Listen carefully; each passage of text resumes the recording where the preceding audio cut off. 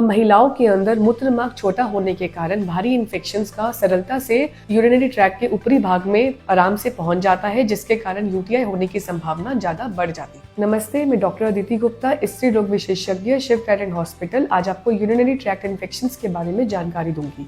Urinary tract यानी कि मूत्र मार्ग के इन्फेक्शन को हम यूरिनरी ट्रैक्ट इन्फेक्शन बोलते हैं। ये यूरिनरी ट्रैक्ट किडनी से पेल्विस से होकर ureter, urinary bladder and urethra पर समाप्त होता है। ये इन्फेक्शन के कारण pyelonephritis, cystitis, urethritis, lower and upper UTI हो सकता है। यूटीआई एक सर्वाधिक पाए जाने वाले बैक्टीरियल इन्फेक्शंस में से एक है, जो कि 2/3 फीमेल्स में होती है एंड 1/3 मेल्स में होती है।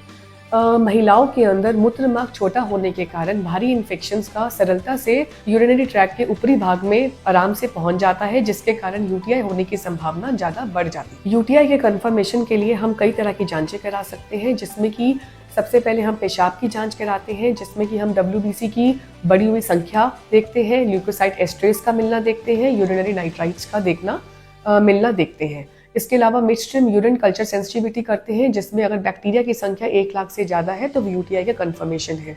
CBC में भी हमें WBC की संख्या बढ़ी हुई मिलती है।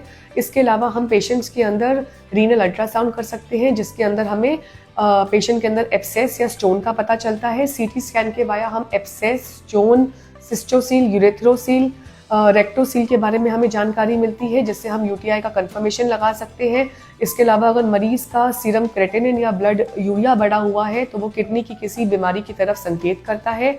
इसके अलावा हम इंट्रावीनस यूरोग्राम कर सकते हैं, मिक्चुरेटिंग सिस्टो यूरेथ्रोग्राम कर सकते हैं, जिससे हम वेसाइको यूरेथ्रल रिफ्लक्स को रूल आउट करते हैं। अगर किसी मरीज के पेशाब में खून आ रहा है तो हम उसमें सिस्टोस्कोपी कर सकते हैं और हम ब्लड कल्चर भी करते हैं, ताकि हम सेप्टिसीमा को रूल आउट कर सकें। इसकी मैनेजमेंट हम ओरल एंटीबायोटिक्स से करते हैं। अगर कॉम्प्लिकेटेड यूटीआई है तो हम IV एंटीबायोटिक्स देते हैं। पेशेंट को प्रॉपर हाइड्रेशन मेंटेन करने के लिए बोलते हैं, और जो रिस्क फैक्टर्स जैसे स्टोन हो गया, सिस्टोसील हो गया, इसका हम मैनेजमेंट करते हैं। और अगर प्रेगनेंसी में हमें एसिम्प्टोमेटिक बैक्टीरिया यूरिन एग्जामिनेशन में मिलता है तो उसका भी हम ट्रीटमेंट करते हैं।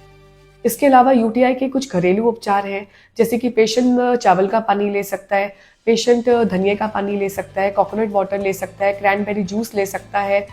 इसके अलावा सेब का सिरका ले सकता है। इसके अलावा पेशेंट आंवला जूस ले सकता है, दही और छाछ ले सकता है, गर्म पानी की बोतल पेट के निचले हिस्से में रख सकता है। इसके अलावा पेशेंट को जीवन शैली और आहार में भी कुछ बदलाव लाने चाहिए, जैसे कि पेशेंट को पानी और तरल पदार्थ ज़्यादा लेने चाहिए। इसके अलावा अपने खाने के अंदर क्रैनबेरी और ब्लूबेरीज को ऐड करें, और इसके अलावा प्रोबायोटिक ड्रिंक्स को ऐड करें, जैसे कि दही, छाछ।